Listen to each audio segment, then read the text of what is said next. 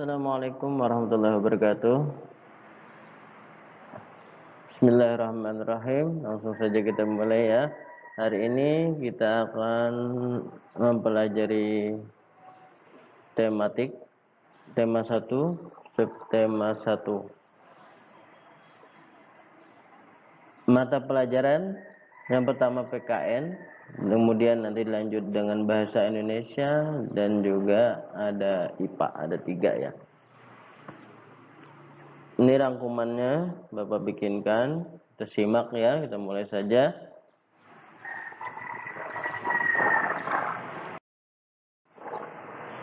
Yang pertama PKN dengan judul mengamati keragaman budaya. Kita tahu Indonesia adalah negara yang sangat beragam agama, suku, sosial, budaya, adat dan bahasa daerah ya. Kalau di buku ada 7 ya. Pertama bahasa daerah, rumah adat, yang ketiga kesenian daerah, 4 upacara adat, yang kelima makanan tradisional, yang keenam kain tradisional, yang ketujuh senjata tradisional. Nah, di halaman 4 sampai halaman 6. Kalian bisa baca selebihnya di sana. Kemudian sebagai warga negara yang baik, kita harus menghargai keberagaman tersebut ya. Harus dihargai, nggak boleh merendahkan yang satu dengan yang lainnya. Lanjut, keragaman merupakan kekayaan. Kenapa disebut kekayaan? Karena beragam tadi artinya beragam itu bermacam-macam, artinya banyak. Kalau orang banyak, punya banyak sesuatu, berarti dia bisa disebut dengan kaya. Nah, karena beragam tadi, Indonesia beragam dengan adat istiadat, budaya dan macam-macam tadi, maka Indonesia disebut kaya. Ya. Nah, dengan kekayaan tersebut, perbedaan tadi, keragaman tadi yang ada pada setiap daerah di Indonesia kita tadi merupakan suatu anugerah dari Allah. Itu Allah yang ngasih. Nah, patutlah kita bersyukur karena sudah diberikan oleh Allah. Lanjut. Keragaman jadi persatuan bukan perpecahan. Betul ya? Betul.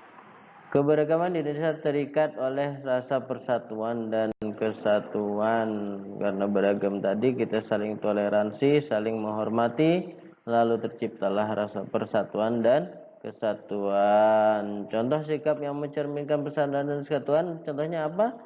Contohnya kerja bakti, ronda, pembangunan tempat ibadah, dan saling menghormati teman yang beribadah, termasuk juga piket kelas yang biasa kita lakukan kalau di kelas itu setiap harinya. Nah, itu termasuk mencerminkan persatuan dan kesatuan. Walaupun orang-orangnya macam-macam, ada yang laki-laki, ada perempuan, ada yang umurnya beda-beda, ada yang warna kulitnya beda-beda, ada yang asal daerahnya beda-beda, sukunya beda-beda, tapi tetap bersatu di kelas untuk mengerjakan, untuk membersihkan kelas. Nah, situ salah satu contoh persatuan dan kesatuan dalam keberagaman. Lanjut. Nah, sekarang itu tadi mapel PKN itu aja ya. Lanjut kita ke bahasa Indonesia. Kita cepat aja ya, biar yang kotanya dikit bisa ya. Ya, biar nggak terlalu banyak menghabiskan kuota dan juga tidak terlalu lama untuk menontonnya. Kita lanjut ke mapel bahasa Indonesia. Mapel bahasa Indonesia ini apa yang akan kita pelajari? Kita akan mempelajari tentang gagasan pokok dan gagasan utama. Kalau di buku mungkin nggak ada penjelasan yang lebih rincinya. Ada di penjelasannya, ada di rangkuman. Kalau kalian mau cari, silahkan cari di rangkuman. Halaman berapa ya? Halaman 56. Nah, Kita akan mengetahui dulu apa itu gagasan pokok atau gagasan utama.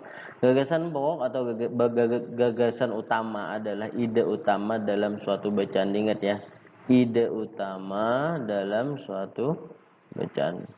Ide utama dalam suatu bacaan. Biasanya terdapat pada kalimat utama atau di awal paragraf. Nah, diingat nih, di awal paragraf ya. Gagasan pokok tadi apa? Ide utama dalam suatu bacaan. Ide utamanya atau gagasan utama. Terus caranya mengetahui gimana?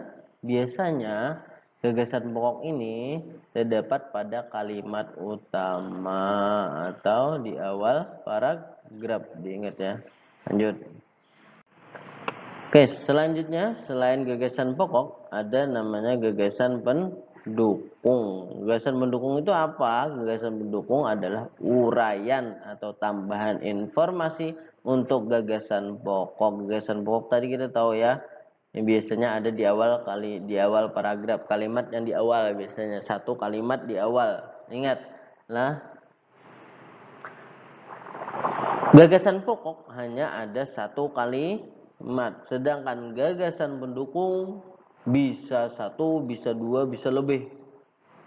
Ya, setelah misalnya kita kan tahu gagasan pokok tadi di awal, sisanya kalimat kedua, ketiga, keempat, kelima dan seterusnya itu adalah gagasan pendukung asal masih dalam satu paragraf.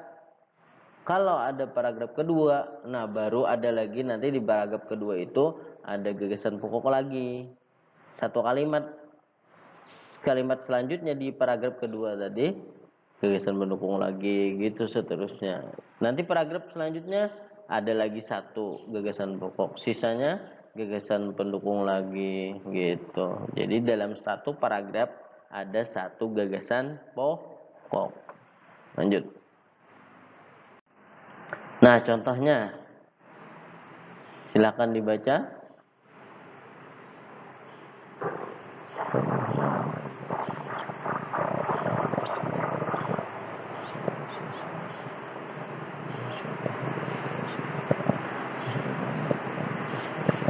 Nah, sudah. Ada berapa kalimat di sini? Ada.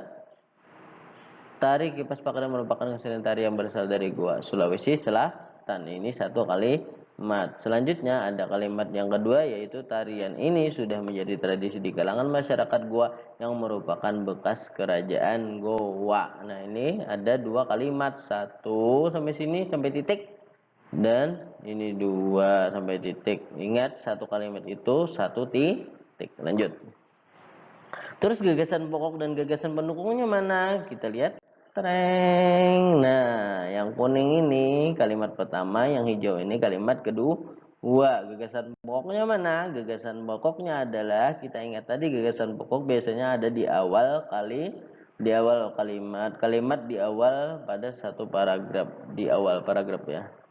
Nah, di awal yaitu ini, seret. Nah, yang selanjutnya ini apa?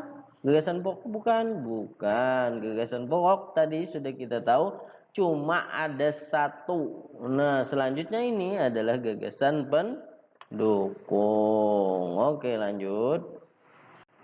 Nah, selesai sudah bahasa Indonesia, kita lanjut ke mapel IPA. Kita aja ya. Langsung saja, apa yang dibahas di IPA ini? Kita akan membahas tentang mengamati terjadinya bunyi. Nah, sebelum mengamati bunyi itu apa dulu?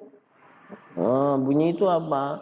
Bunyi itu dihasilkan dari benda yang bergetar. Apa aja? Lihat aja bunyi. Setiap ada bunyi pasti ada yang bergetar. Kipas angin, ada bunyi kipas angin. Itu berarti kipas anginnya bergetar. Suara kita dari mana bunyinya? Dari pita suara yang bergetar. Kalian bisa pegang di sini. Nah, pas ngomong itu pasti bergetar. Nah, itu sumber daripada bunyinya itu. Jadi setiap ada yang bergetar, pasti setiap bunyi itu pasti dihasilkan dari benda yang bergetar. Terus sumber bunyi itu apa? Ada bunyi, ada sumber bunyi. Sumber bunyi adalah benda-benda yang bergetar dan menghasilkan bunyi.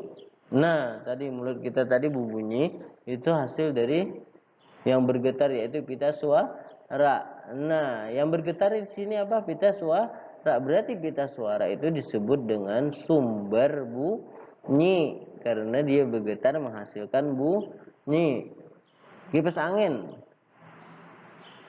juga sumber bunyi karena dia bergetar terus menghasilkan bunyi. Bergetar menghasilkan bunyi. Nah, itu disebut sumber bunyi. Paham? Ada bunyi, ada sumber bunyi. Lanjut. Sifat-sifat bunyi. Nah, ada sifatnya juga atau ciri-cirinya atau karakteristiknya. Bunyi itu apa sih? Ciri-cirinya, sifat-sifatnya apa? Yang pertama, bunyi dapat merambat melalui 3. 1, benda padat, benda cair, dan gas atau udara. Gas ini atau udara sama ya. Kemudian ciri yang kedua adalah benda tidak dapat merambat di ruang hampa udara. Nah, kada bunyinya di ruang hampa udara.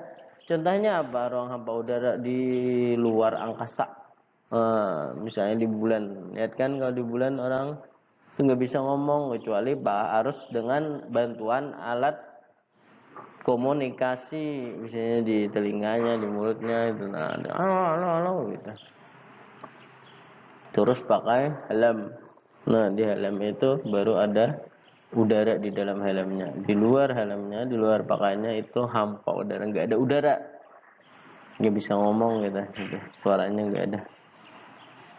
Jadi benda tidak dapat merambat di ruang hampa udara atau ruang hampa tadi. Kemudian yang terakhir ciri-cirinya adalah benda padat dan cair itu merupakan penghantar bunyi yang baik daripada udara. Nah, jadi benda padat dan cair ini lebih bagus, dia bunyinya terdengar nyaring, lebih jelas daripada melalui udara.